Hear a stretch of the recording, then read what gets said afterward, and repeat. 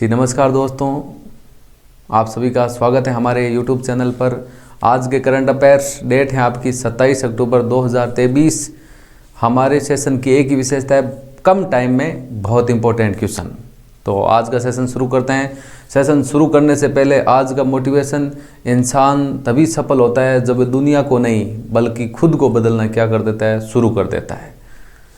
उसको सफलता कब मिलेगी इंसान को कि उसे दुनिया से कोई लेना देना नहीं होगा और खुद को बदलना क्या कर देगा, शुरू कर देगा। आज का क्वेश्चन नंबर 1 है आपका करंट अफेयर्स का। डेट है आपकी 27 अक्टूबर 2023। हाल ही में प्रदूषण से छुटकारा पाने के लिए, निजात पाने के लिए रेड लाइट ऑन गाड़ी ऑफ अभियान कहाँ शुरू किया गया। रेड लाइट ऑन गाड़ी ऑफ का मतलब क्या हो गया कि अब हम लोग जैसे गाड़ी को लेकर सिग्नल के ऊपर जाते हैं। सिग्नल आपको पता है कहीं कहीं 1-1 मिनट का होता है, कहीं कहीं 2-2 मिनट का होता है। तो वहाँ पर उन्होंने एक अभियान शुरू कर दिया है। पूछा है कहाँ ऐसा अभियान शुरू किया है कि रेड लाइट जैसे ऑन होती है तो गाड़ी का इंजन ऑफ कर देना चाहिए। तो ये अभियान दिल्ली के मुख्यमंत्री अरविंद केजरीवाल के द्वारा दिल्ली में अभियान चालू किया गया है। दिल्ली में क्या अभियान चालू किया गया है कि जैसे ही आपकी सिग्नल के ऊपर रेड लाइट ऑन होगी वैसे आपको गाड़ी का इंजन क्या कर देना है, ऑफ कर देना है। इतना ऑफ करोगे भाई, लाखों गाड़ियाँ, हज़ारों लाखों गाड़ियाँ एक दिन में यदि बंद होती है तो थोड़ा बहुत प्रदूषण आपका क्या होगा, कम होगा। तो ये अभियान कहाँ शुरू किया गया आपका, दिल्ली में शुरू किया गया हाल ही में। और अभियान को शुरू किसने किया, दिल्ली के मुख्यमंत्री अरविंद केजरीवाल। क्वेश्चन नंबर 2 की बात करते हैं। हाल ही में गुजरात के अहमदाबाद में आदि महोत्सव का उद्घाटन किसने किया। क्वेश्चन ऐसे भी पूछ सकते हैं कि आदि महोत्सव का मतलब आयोजन कहाँ पर हुआ। तो आयोजन हुआ है आपका गुजरात के अहमदाबाद में। कहाँ पर आयोजन हुआ है, महोत्सव का नाम क्या है, आदि महोत्सव का आयोजन कहाँ हुआ है, गुजरात के अहमदाबाद में। उसका आयोजन का उद्घाटन किसने किया, उद्घाटन किया आपका केंद्रीय मंत्री अर्जुन मुंडा ने। उनके साथ में गुजरात के मुख्यमंत्री श्री भूपेंद्र पटेल। भाई उद्घाटन की बात करें, उद्घाटन आपका किया केंद्रीय मंत्री अर्जुन मुंडा ने और उनके साथ में और भी हैं अपने गुजरात के मुख्यमंत्री की बात करते हैं श्री भूपेंद्र पटेल। उनके द्वारा इनका क्या किया, उद्घाटन किया गया। किस महोत्सव का, आदि महोत्सव का। कहाँ पर, गुजरात के अहमदाबाद में। क्वेश्चन तो ऐसे भी पूछ सकते हैं आदि महोत्सव का आयोजन कहाँ हुआ, गुजरात के अहमदाबाद में हुआ आपका। क्वेश्चन नंबर 3, हाल ही में केंद्र सरकार ने किस राज्य में जमरानी बांध परियोजना को मंजूरी दी है। बांध परियोजना का नाम क्या दे रखा है, बांध परियोजना का नाम है आपका जमरानी बांध परियोजना को किस राज्य को क्या दी है केंद्र सरकार ने मंजूरी, तो आपके उत्तराखंड राज्य को। कौन सी बांध परियोजना है आपकी, ये आपकी हल्द्वानी की जमरानी बांध परियोजना है। केंद्र सरकार ने जमरानी बांध परियोजनाओं की क्या दे दी है, मंजूरी दे दी है। ये मंजूरी किस राज्य के लिए दी है आपकी, ये हल्द्वानी क्षेत्र है, उत्तराखंड राज्य को क्या दी है, मंजूरी दी है। क्वेश्चन नंबर 4 आपका क्या है। हाल ही में 7वें फ्यूचर इन्वेस्टमेंट इनिशिएटिव 2023 का आयोजन कहाँ किया गया। क्वेश्चन नंबर 4 क्या आपका कि हाल ही में वर्तमान में 7वें फ्यूचर इन्वेस्टमेंट इनिशिएटिव 2023 का आयोजन कहाँ किया गया। तो उसका आयोजन किया गया आपका सऊदी अरब देश में। आयोजन कब से कब तक हुआ, 24 से 25 अक्टूबर 2023 तक। हाल ही में वर्तमान में आज डेट आपकी 27 अक्टूबर है। जो आपका 7वां फ्यूचर इन्वेस्टमेंट इनिशिएटिव है उसका आयोजन हुआ था 24 से 25 अक्टूबर को। कहाँ पर हुआ था, सऊदी अरब में। और भारत की तरफ से आपके उस आयोजन में किसने भाग लिया था, आपके केंद्रीय मंत्री पीयूष गोयल ने। और केंद्रीय मंत्री कौन से केंद्रीय मंत्री, वाणिज्य और उद्योग मंत्री आपके हमारे देश के केंद्रीय वाणिज्य और उद्योग मंत्री पीयूष गोयल ने उस आयोजन में क्या लिया, भाग लिया। कब से कब तक, 24 से 25 अक्टूबर। कहाँ पर, सऊदी अरब में। 7वें फ्यूचर इन्वेस्टमेंट इनिशिएटिव 2023 का आयोजन। क्वेश्चन नंबर 5 की बात करें। हाल ही में पूर्व किस क्रिकेटर को बीसीसीआई ने भारतीय महिला क्रिकेट टीम का मुख्य कोच नियुक्त किया है। पुरुष टीम की बात नहीं हो रही, महिला टीम की बात हो रही है। बीसीसीआई ने अपना भारतीय महिला क्रिकेट टीम, भारत की जो महिला क्रिकेट टीम है उनका मुख्य कोच हाल ही में किसको नियुक्त किया गया आपका नियुक्त किया है अमोल मजूमदार को। अमोल मजूमदार को भारतीय महिला क्रिकेट टीम का मुख्य कोच नियुक्त किया किसने, बीसीसीआई ने। ठीक है, अमोल मजुमदार। क्वेश्चन नंबर 6 की बात करें, हाल ही में छिहत्तरवां विलय दिवस कब मनाया गया? हाल ही में जो आपका 76वां विलय दिवस है वो कब मनाया गया? वो मनाया गया आपका 26 अक्टूबर को। क्यों मनाया जाता है? क्यों इसलिए मनाया जाता है कि ये दिवस जम्मू कश्मीर के भारतीय संघ में शामिल होने के उपलक्ष्य में मनाया जाता है। जब आपका भारत देश आज़ाद नहीं हुआ था ना, जब नहीं भारत देश जब आपका आज़ाद हो गया था, उसमें आपका जम्मू कश्मीर भारत का हिस्सा नहीं था, एक अलग राज्य था, आपको पता होगा। जब पाकिस्तानियों के द्वारा इन पर आक्रमण किया गया तो वहाँ के जो राजा थे, उन राजा के द्वारा विलय हस्ताक्षर पर जो विलय कागजात थे उनके ऊपर क्या किया गया? हस्ताक्षर किया।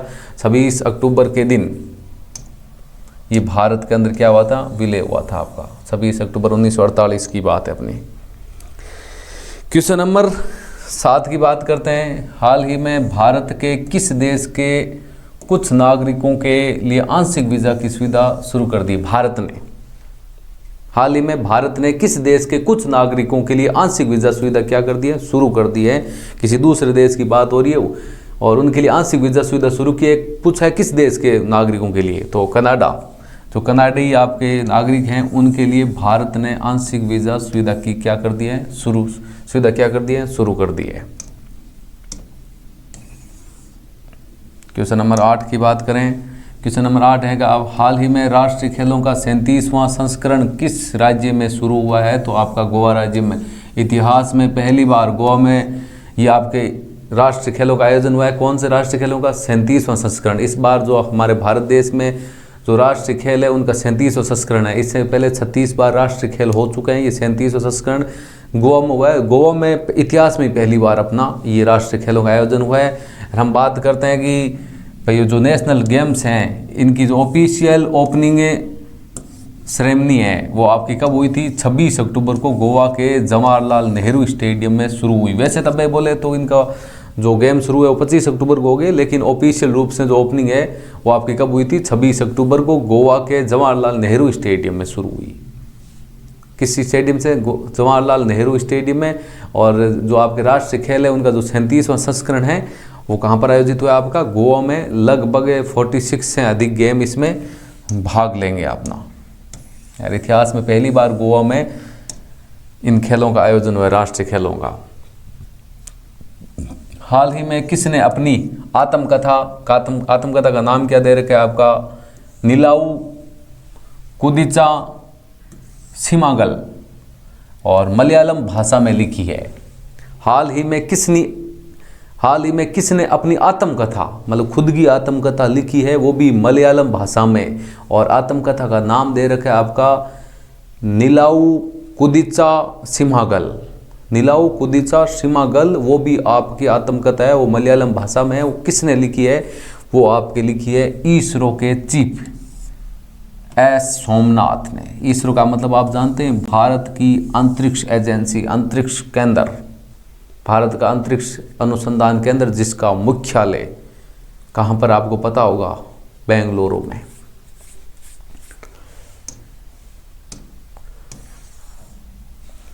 क्वेश्चन नंबर बात करते हैं 10 की।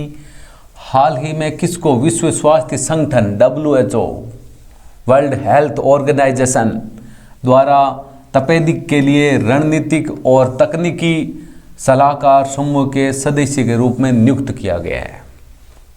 क्वेश्चन क्या बोल रहा है? क्वेश्चन बोल रहा है कि वर्ल्ड हेल्थ ऑर्गेनाइजेशन द्वारा तपेदिक के लिए रणनीतिक और तकनीकी सलाहकार समूह के सदस्य के रूप में किसे नियुक्त किया गया है? तो आपका नियुक्त किया गया है प्रोफेसर सारंगदेव को।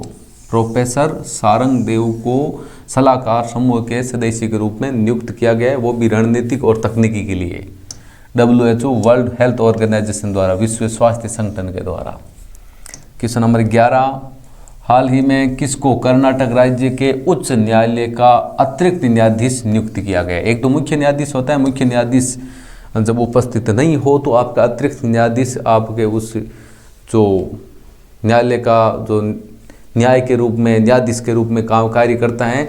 तो कर्नाटक राज्य के उच्च न्यायालय का अतिरिक्त न्यायाधीश किसे नियुक्त किया गया है? वो आपके हैं KV अरविंद। अधिवक्ता KV अरविंद को कर्नाटक उच्च न्यायालय का अतिरिक्त न्यायाधीश नियुक्त किया गया है। क्वेश्चन नंबर 12 नंबर क्वेश्चन क्या है आपका कि हाल ही में भारत में एयरोस्पेस शिक्षा और नवाचार को बढ़ावा देने के लिए एयरबेस ने किसके साथ समझौता किया है। अब देख लो क्वेश्चन क्या आपका, हाल ही में भारत में एयरोस्पेस शिक्षा, अंतरिक्ष से संबंधित, अंतरिक्ष में जो रॉकेट भेजे जाते हैं, अंतरिक्ष में अंतरिक्षयान भेजे जाते हैं, एयरोस्पेस शिक्षा और नवाचार को बढ़ाने के लिए एयरबेस ने किसके साथ समझौता किया है, वो है आपकी आईआईटी कानपुर। आईआईटी कानपुर, आपको मैं एक बात बता देता हूँ कि सूत्रों के मुताबिक कहने को ये मिलता है, आईआईटी कानपुर खंडनपुर की हम बात करते हैं, वो एक इस प्रकार की इंस्टीट्यूट है कि वहाँ पर जिसने आईआईटी की डिग्री की है, लगभग ऐसे माना जाता है कि 90% लोग तो बड़ी आईटी कंपनियों में, बड़ी बड़ी सरकारी जॉब में कार्य कर रहे हैं। मतलब वहाँ से, उस इंस्टीट्यूट से डिग्री लेने का मतलब ये हो गया कि उसकी 1 लाख पर मंथ सैलरी तो पक्की है। इतना नॉलेज भाई, अब ऐसे कोई नहीं करना चाहते वो अलग बात है, लेकिन यदि ठीक से अध्ययनरत, वहाँ पर परमानेंट अध्ययनरत करता है आईआईटी कानपुर से, तो वो व्यक्ति कभी बेरोजगार नहीं रह सकता। लेकिन आईआईटी तो आपको पता है हर कोई तो कर नहीं सकता, कहाँ मौका मिलता है, पैसे भी लगते हैं, उसके साथ में माइंड भी बहुत चाहिए आईआईटी करने के लिए तो। हाल ही में केंद्रीय रक्षा मंत्री राजनाथ सिंह, भारत के केंद्रीय मंत्री की बात करते हैं। केंद्रीय मंत्री आपके कौन है? केंद्रीय रक्षा मंत्री आपके कौन है? राजनाथ सिंह है। उन्होंने 2 दिवसीय वायुसेना कमांडरों के सम्मेलन का उद्घाटन कहाँ पर किया है? तो भारत की राजधानी नई दिल्ली में। भारत की राजधानी नई दिल्ली में हमारे देश के केंद्रीय रक्षा मंत्री राजनाथ सिंह के द्वारा 2 दिवसीय वायुसेना कमांडरों का सम्मेलन का क्या किया गया? उद्घाटन किया गया, आयोजन किया गया। और ये क्वेश्चन आपके लिए रहेगा क्वेश्चन नंबर 14 की हाल ही में किस देश ने भारत को मुक्त पर्यटन वीज़ा प्रदान किया? ये क्वेश्चन मैंने आपको कल करवाया था कि ऐसा कौन सा देश है जिसने भारत को मुक्त वीज़ा, मतलब मुक्त पर्यटन वीज़ा प्रदान किया, मतलब आप उस देश में बिना वीज़ा के भी पर्यटन के रूप में घूमने के लिए जा सकते हो। किस देश ने दिया है? तो इसका आंसर आपको बताना है कमेंट बॉक्स में। ये क्वेश्चन मैंने कल आपको करवाया है, नहीं पता तो कल वाले वीडियो में जाकर देख के इसका आंसर आप बता सकते हो। तो डेली करंट अफेयर्स क्लास लेने के लिए आज ही ज्वाइन करें हमारे यूट्यूब चैनल। हम टॉपिक के अलावा किसी अन्य बात पर तो चर्चा करते ही नहीं है। वीडियो या सेशन अच्छा लगा तो लाइक ज़रूर करें, शेयर करें और हमारे यूट्यूब चैनल को सब्सक्राइब करें। मिलते हैं जल्द ही नेक्स्ट सेशन में। Thank you. जय हिंद, जय भारत।